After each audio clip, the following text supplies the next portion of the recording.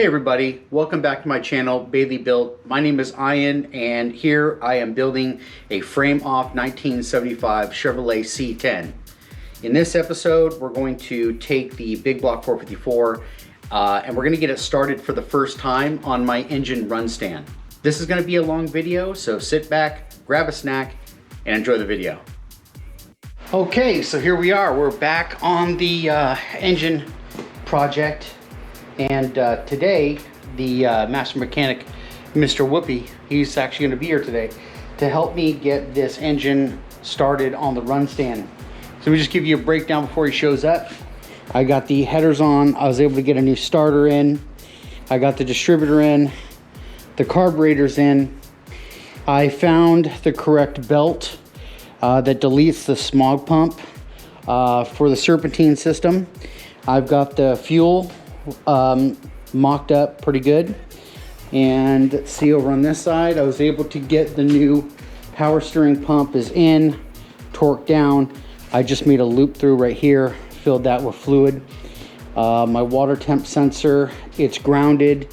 Like I said, I got the whole thing wired up. I got a battery right here, all nice and charged up. Just need to make the final connections into the distributor here. And right here, this is what I've got. All my gauges are all wired up. This will be my ignition. This will be my start. This one I've got going to power up the coil. This one just turns on all these gauges, powers them up, and turns on the lights. And this one right here is going to be for the fuel pump. Another thing that I did was, this was a radiator given to me that had a hole in it, was damaged. So what I was able to do is actually repair that. So we have this donor radiator right here. So this is what it's looking like.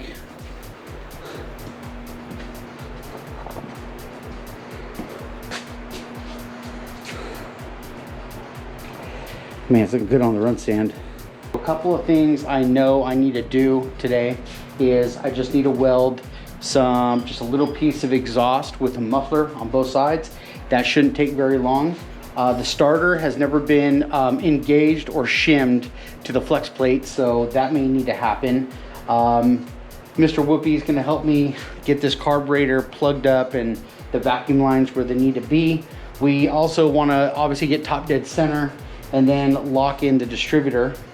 That should be about it, unless there's any other things that we can't find, but this is where we're gonna start, so.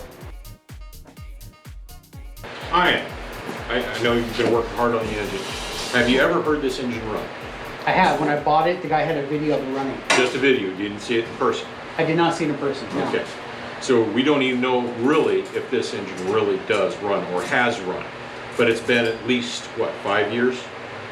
About 5 years. About 5 years. Okay, that's what I thought. Right. So we're going to treat this, we're going to have to pre-lube the oil system. Okay. To make sure we have oil at the top of the engine so we're not burning anything up when we first start. We're going to treat this like a fresh engine. Okay. Okay? So in order to do that, we're going to have to pre-charge the oil system. You've already put a fresh filter on the engine. You've already put fresh oil in the crankcase, right? Some oil, not all of it. About Okay. two quarts. Just check the leaks. Okay, we're gonna need to get the crankcase full. Okay. So I start with 5. Some of these, depending upon the oil pan, take up to 8 quarts. Got it. Okay, so we'll have to top that up. We'll do that off camera. Okay. You don't need to see us adding oil to an engine. We have a few vacuum leaks that we have to fix. Okay. Then we'll come back and we'll prime the oil system, and I have a homemade tool for that. I made it years ago and I've been using it for about the last 35, 40 years. It works great. I'll show you the tool and what I did. Perfect. Okay, what we're looking at in this hole, this is where the distributor mounts. This unit here with the slot, that is your oil pump drive shaft. Okay? Now, if you can see this hole I'm pointing to in this portion of the block in the casting, this is an oil pressure galley. When you spin the oil pump in this direction, because this engine spins in a clockwise manner on the Chevrolets. Okay. We're going to spin the oil pump to drive oil up into the engine. And we want to make sure we block this hole so that oil pressure will build and not just spill out of this hole. That way we can fill all the oil galley that goes up the engine. Okay. There's 2 oil galleys that run on either side of the engine. Okay, and there's the hole I'm speaking about, right there on the side. Okay. Got it. Okay. All right. And here's your distributor. This is a standard GM HEI distributor for the V8. And if you notice, we have your drive gear that engages with the camshaft. Right. And here's your oil pump drive. Right. I showed you earlier down the hole here where you had the drive shaft. What I've done years ago is I've taken an old distributor that had failed and I literally cut it apart. I cut the top of the distributor off and I cut the engaging gears off. That way I have the same socket to drive the oil pump. It slips down over the oil pump drive shaft and locks in correctly. So I'm not going to do any damage to the slot. I'm not going to round anything out, and it will remain centered. The reason we're using the housing is that hole I pointed out earlier down in the block. Yeah. This blocks that hole. Gotcha. So now it'll allow the oil to pressurize the oil galley that runs the length of the block, and not just to pour out that hole back on top of where we're spinning it. So we just put a long screwdriver in there, spun that. We wouldn't get oil. We would not get oil pressure anywhere up to that hole. We get oil flow to the hole, and that would stop. Gotcha. The oil would not go any further into the engine than that. That's not what we want to do. We want to pressurize and get oil throughout the whole engine. We want to lubricate the rockers. We want to lubricate all the main bearings and the cam bearings and the rod bearings. Now, the reason we're going to use a 1/2-inch drill here shortly is because this loads up with quite a bit of torque while you're spinning it, because oil is viscous. It has a thickness to it. And as you build pressure, it becomes harder and harder to turn with resistance. Got it.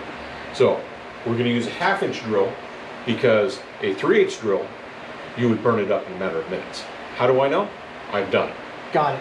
Don't do it. You don't have to spend the money. I already did. Don't make that mistake.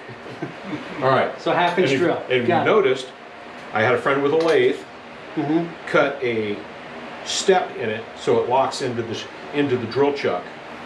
Oh, okay. Centered.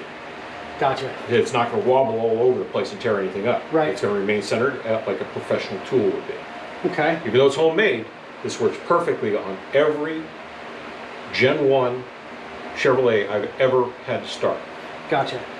From the small blocks, 283s, 302s, blah, blah, blah. Yes, 302 was a Chevy engine.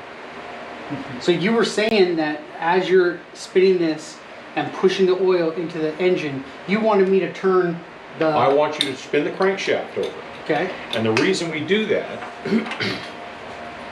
is if we open the engine up, it had the open engine, and we had the crankshaft out of it, and we were looking at the main crankshaft bearings, you would notice in the top half of the bearing, it would be slotted, where it goes over the oil passage hole that supplies oil to the bearing. Right. Only that portion of the bearing receives oil flow until the crankshaft spins.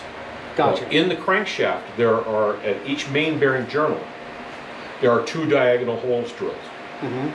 Those diagonal holes only lined up with the oil supply for half the rotation.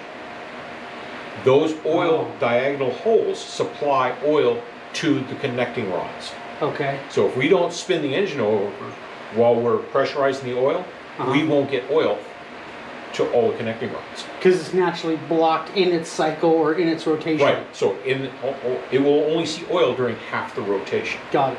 So that's why when we start pressurizing this, we start spinning it with a drill motor. I'm going to have you crank the engine over by hand in the normal direction of rotation. Okay. Which in the Chevrolet will be this direction. Gotcha. Until the drill motor is set up, notice the power cord is disconnected. We're not messing with any connections to tear our fingers off. This is a standard Jacobs chuck. And what you want to do is you want to torque each hole, all 3 holes, whenever you lock a drill bit or anything else you're going to drive into a standard Jacobs chuck.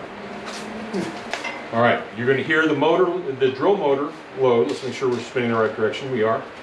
You're going to hear it load as oil pressure builds. Okay. We're going to watch for oil leaks at the filter and at your oil coolant lines.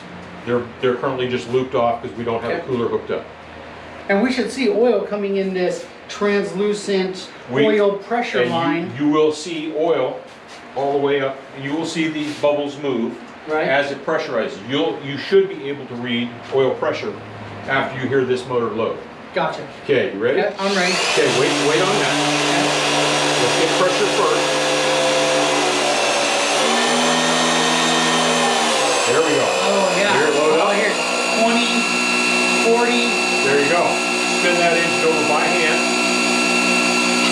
We want at least 2 full rotations.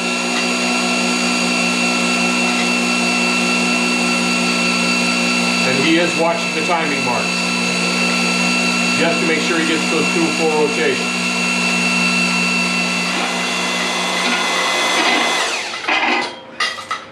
That doesn't sound good.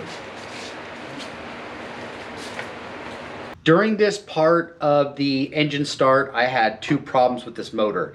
As I was manually turning the motor, the serpentine belt was walking off of the pulley, and it looked like there needed to be some type of a shim or something on the power steering pump. So we just removed the belt. We can still start the motor without the belt. The second problem I had was the flex plate rubbing on the starter housing. Apparently the flex plate had a little bit of warp to it, and as it spun around, you'll hear in the video some scratching. That's just the flex plate just rubbing up against the starter. So we're just going to continue to prime the motor and continue to get this motor started. Shop towel. This will be coated with oil. Okay. And you see right down here where that oil galley is? Yep. See how we were wet from here down? Yeah. That shows we have oil all the way up here. That's so cool. Yeah, that's real cool. Simple homemade tool. Yeah. Does the job. And works great. Now we know this thing is primed and we have oil everywhere. Everywhere. All right, now we got to set up the distributor. That's our next thing. Top dead center. Okay, now we have to get number 1 cylinder on top dead center. How are we going to do that? We could do it with a rag, or I could take off the valve cover. Nope, not going to have to do either one. Okay. Okay, what you're going to do is you're going to get your ratchet back in the crankshaft. Because this is a cold engine, I can get my finger down here on the spark plug hole. Okay. And we're going to crank it over till we hear compression. We'll hear it hit when it pressurizes that cylinder.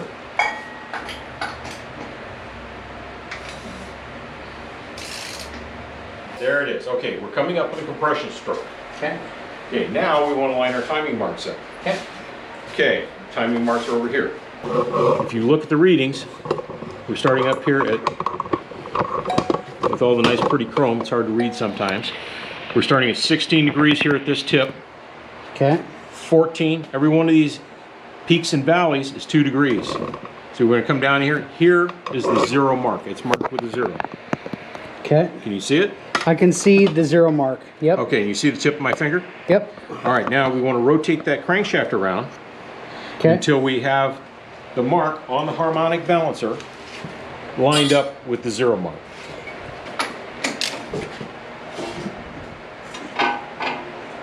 Keep coming. And you'll notice there are increments on the harmonic damper as well. So come on around. We're at 40 degrees, because here's the 40. It's hard to see on camera, I'm sure. Keep coming. This long mark right here, coming around. One more? Yep, keep coming, keep coming, keep coming. Okay, you're at 12 degrees, a little bit more. You're at 6. Stop. But you're a little beyond, but that's okay. That's okay. We're okay. Okay. Okay, we're within 4 degrees of top dead center. Sure. Okay, if the timing is already set up, we've already fired the plug, we'd already be running. Okay, now we can orientate or clock the distributor. Okay. Synchronize it to the camshaft. That sounds great. All right, here's the standard HEI distributor. Right. Here's the distributor cap for it. Here are the electrical connectors. On the Chevrolet engines, this will be the #1 spark plug position.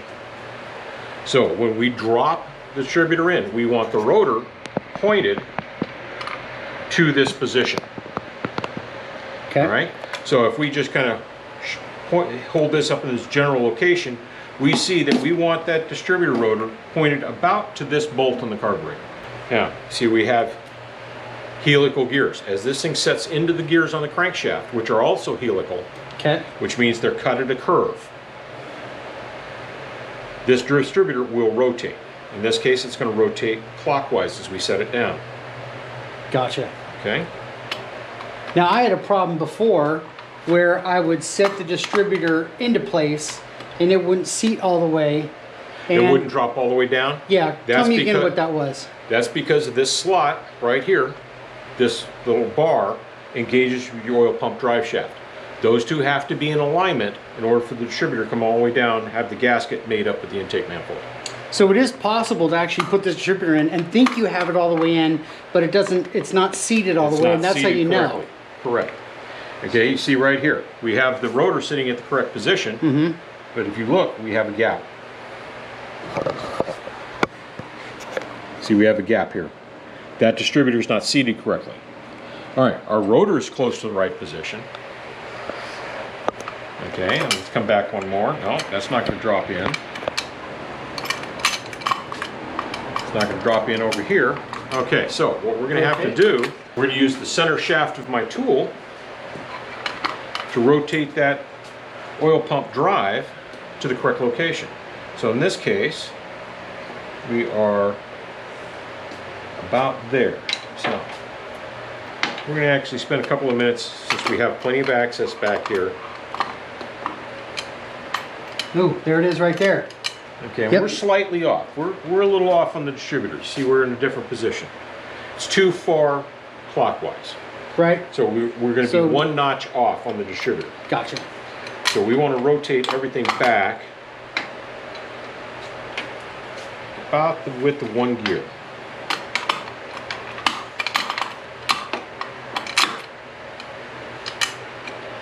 We are very close. Yes. And there we have it. Yep, you fell in. That's it right there. And you see the distributor is pretty close to pointing to the bolt where we mocked up. Normal, small block, big block Chevrolet with a vacuum advance, you want the advance about in this position. You see you have plenty of adjustment in both directions. This one's having a little interference from this pipe plug you have right here for your coolant. Okay. I'll So have to this fix is that. this is temporary. Those aren't going to be your final plugs. Okay. All right, so let's get the distributor clamp on there. All Well, right. it looks good. It looks like got it in, and we got the distributor hold down clamp installed. Yep. Distributor hold down clamp is installed. Keep the distributor in place. Right. We need to put a little bit of pressure on it, just so it doesn't turn on its own. Right. We just want to put a little bit of tension on it. Not too much. We still want to be able to move the distributor a little bit. The distributor cap installed.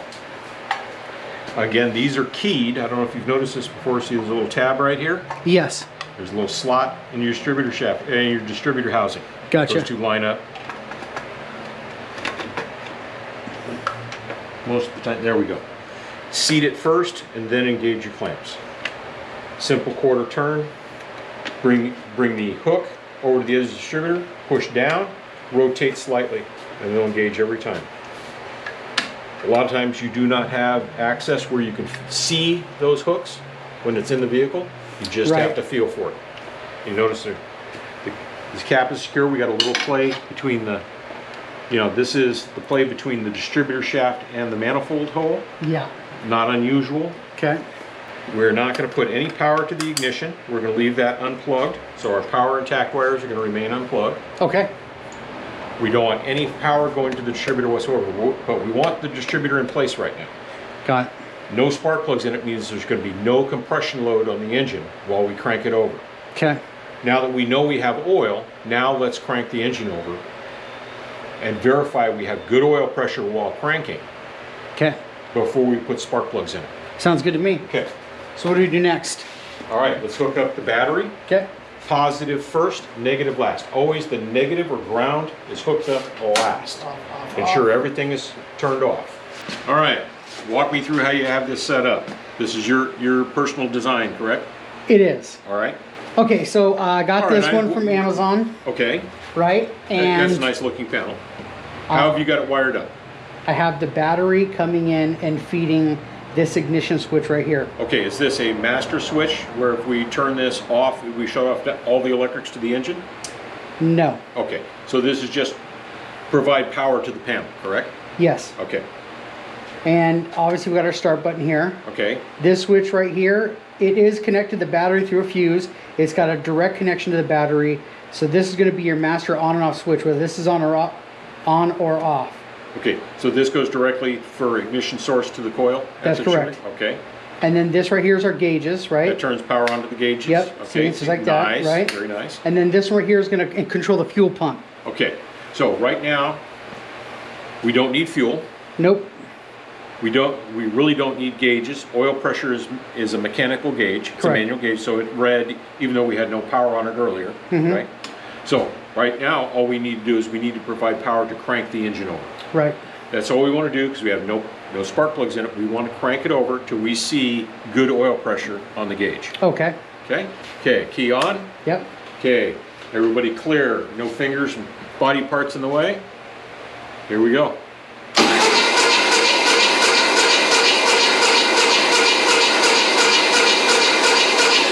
And we have oil pressure. Nice. Excellent. Okay, power off. Let's disconnect the battery. Okay. We're going to put the plugs back in it, put the wires on it, and then we're going to come back and check the fuel system for leaks. Okay, the standard firing order on most big block and small block Chevrolets is 18436572. That's Gotcha. on the Gen 1s. Okay. Some of the later model engines have a little different firing order. Okay, and I know this because I've replaced hundreds of sets of ignition wires, hundreds of sets of spark plugs, tune-ups on these things over the years. I can almost do them in my sleep. Gotcha. I don't know if you noticed, I picked wires out of the bundle by length. Did you? Yes. Saw it on camera. I've done this so much I know about which wire length goes where. I know usually the longest wire that's required is for cylinder number 2.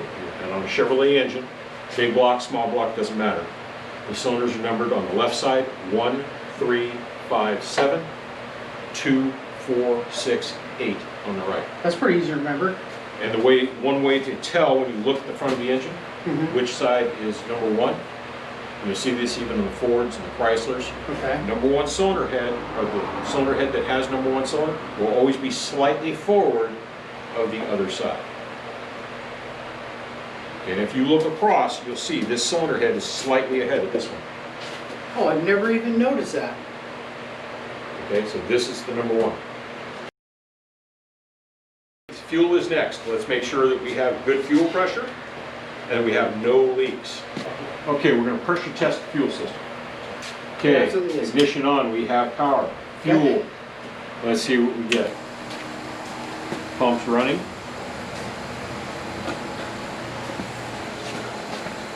Are we building pressure? Not yet. That's pulling, it's got a long way to suck fuel through. It's got to fill all the filters. Yep. So fuel's coming into here, into these 2 filters, then being pulled by the fuel pump. Fuel pump's then pushing the fuel into this regulator. This regulator has our PSI gauge. This is adjustable right here, and then that then feeds. Okay, in the previous setup we had a little issue with fuel supply.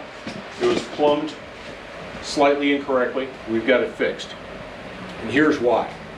It's an electric fuel pump. Electric fuel pumps are made to push fuel. They're not made to pull fuel. They can pull for a very short distance with very little resistance. So we had a lot of resistance in the intake side. We took the filters out of it because we have known clean fuel at this point. We're not going to be running for any length of time. We just want to have fuel supply for running the engine to begin with. So we've shortened up this fuel supply. Here's the intake from our fuel source.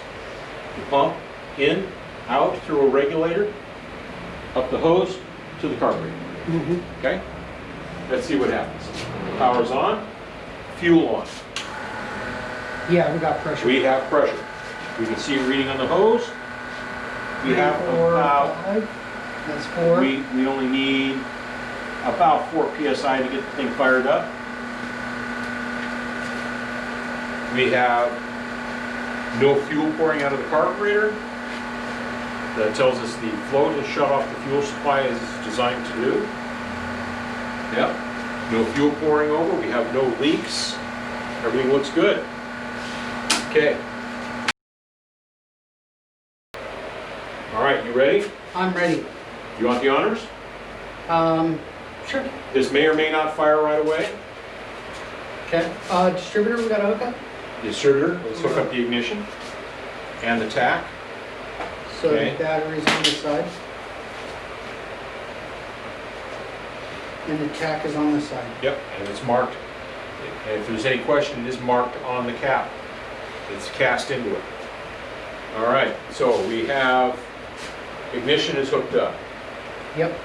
Power is hooked up. We have fuel. Yes. Let's crank it up, see what we Okay. get. We may or may not get a backfire out of the carburetor. I'll work the throttle. Okay, I got ignition, I got gauges, coil, fuel, and I'm ready to start. Tell me when you're ready. Go ahead.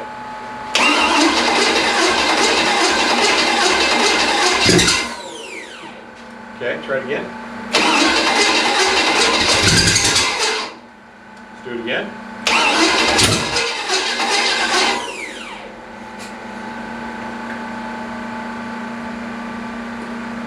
Let's try it again. Okay. Shut it off. Okay. Okay, we have something crossed. Okay. Shut off the Shut fuel. it all down. Shut off all the fuel. Of course it's gonna fall. It's gonna be loud. Yeah, it's gonna be loud. Okay, let's double check my firing order. 1. Let's go to cylinder number 8. Yes. 1, 1, 8, 4, Yes. 3, 6, 2, 4, 6. Yep. 5, 7, 2. All right. Firing order is correct. So, what's going to cause backfire? It is backfiring out of the carburetor, out of the intake. So, if it's not a crossed wire, so it's more than likely going to be a timing issue. Okay. Okay, that means that at some point in its cycle of rotation, it's now the ignition is now firing while the intake valve is still open. Okay. Okay, so that would be the ignition is too late or too early. Excuse me. Okay. Yeah, it's too early, way too early. So we could have it timing marks off because this is an aftermarket damper. Yes. We don't know that timing mark is accurate. Okay. So let's go back and do a little troubleshooting. Okay. We're going to pull the number 1 spark plug out. Uh-huh. We're going to crank it over by hand. Okay. Yeah, the header's cooling up. Crank it over by hand again with power off. Mm-hmm. Bring it up on the compression stroke. And I'm going to reach in with a thin screwdriver while you slowly crank it over, and we're going to feel where that piston comes up to a stop. Got Okay? it. Since we don't have a proper piston stop, we're going to get it as close as we can. We're going to verify those timing marks on the damper are at least close. Got it. Okay? Okay. Here we go. Yep. Stop.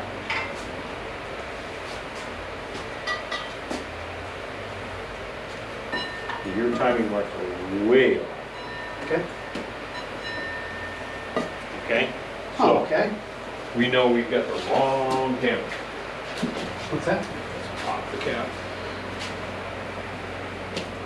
You can make a little one. I have one.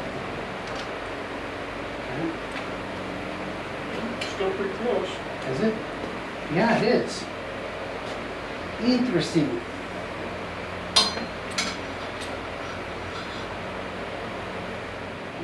Slowly creeping. That should be TDC. Right there. And the mark is aligned. All right, so let's see where our distributor is. Something's off.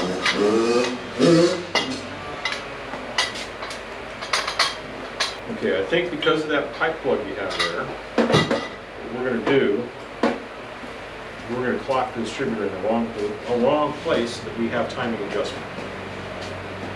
We're going to change how it's set in there because of this. Got it. Okay? You good or I'm good? There's no nut. I know, it's okay. Okay. I just want to make sure I don't have the washer stuff available to fall in. Alright, so we need to get more timing adjustment. So pick it up. Pick turn it up, and I'm going to rotate it Oh, that way. counterclockwise. Okay. One notch. Okay, now we know we purposely reset this. Okay, let's crank it over by hand. We'll get this thing to drop in. It's not that.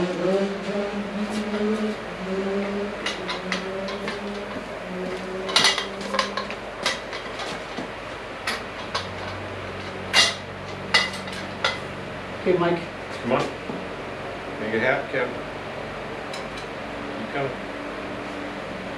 There it is. Bam. This is so much easier to understand. I mean, it is. I mean, can you imagine doing this? Doing this whole stand came from that show, Graveyard Cars. Okay. And he put a motor inside of a car, and then they're like, see, and this is exactly why we start these motors on a stand, because we're taking them right back out. Yep. And I thought, And it really is a true time saver. yeah. Well, not only that, you know, Dad's got the El Camino. Right. At some point, they'll probably get rebuilt, redone. So it's got another life beyond this one. And this ain't my last build. No, this is just your first. This is just my first build, exactly. So I'm thinking if I just built a really good run stand and had all of the accessories, that we'd be sitting pretty good. Oh, looks good. It's right here. We're going to have to rotate these around so we have timing adjustment to get that plug back in. You'll have to put it back where it belongs.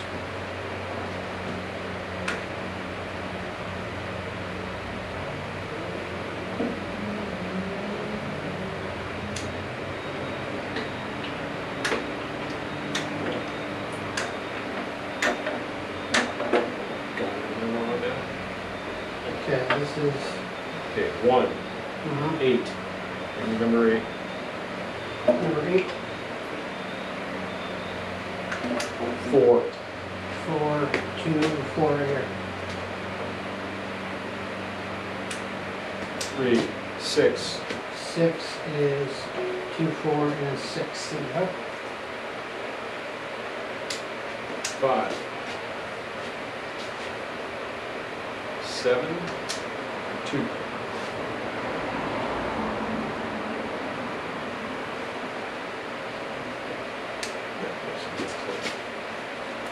All right. Let's try it again. Okay, ignition on. Coil. Gauges. Fuel. And start. Go ahead. Clear. All right.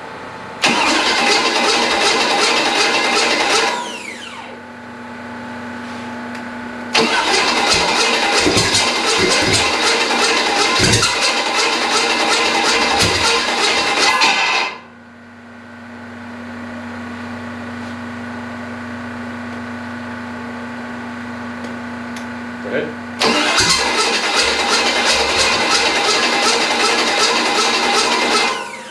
Okay, there's something going on. I smell fuel. Right. Can you kick the fuel off? Fuel gauges or ignition. Okay, go ahead. Go ahead. Okay.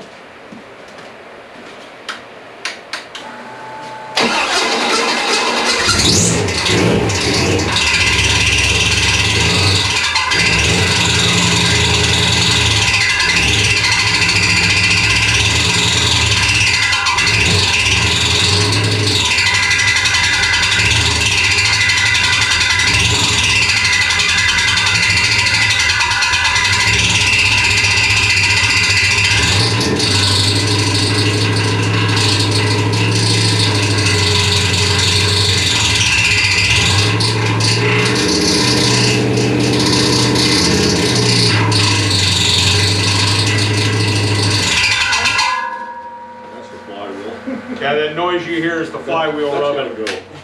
But it runs. It runs. It sounds pretty good. Thank you. It did sound pretty good, didn't it? It sounds pretty good.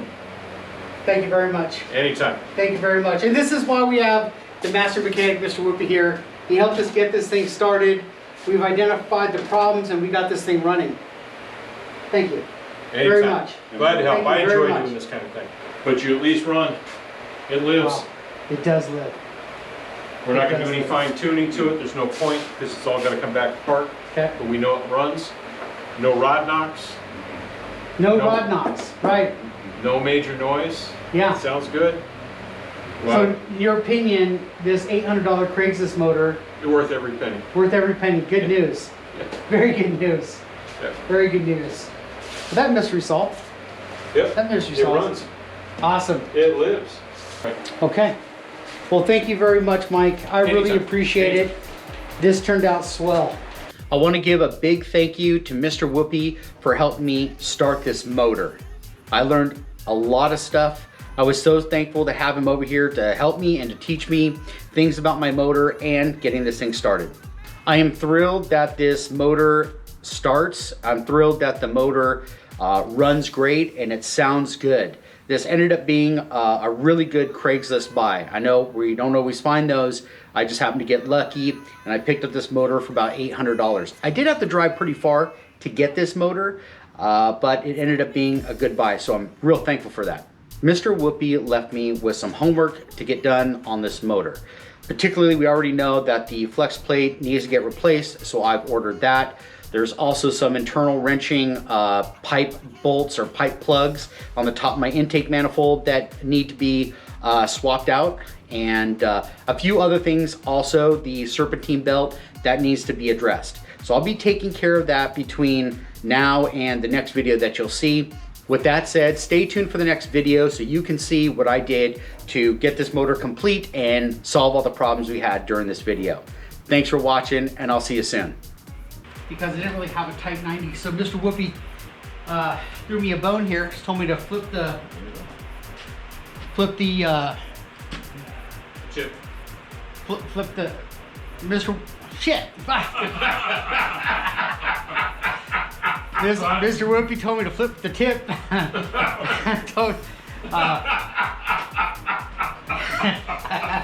Shooting. I'm set. Shooting. I thought you wanted to show it. Nothing Yeah, wrong with that? yeah, yeah.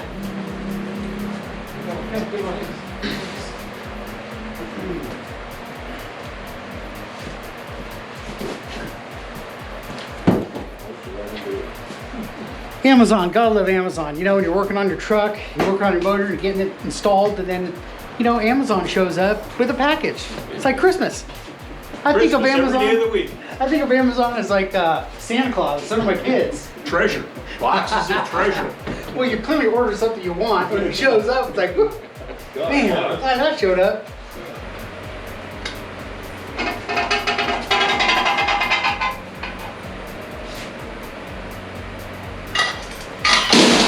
Don't. Don't.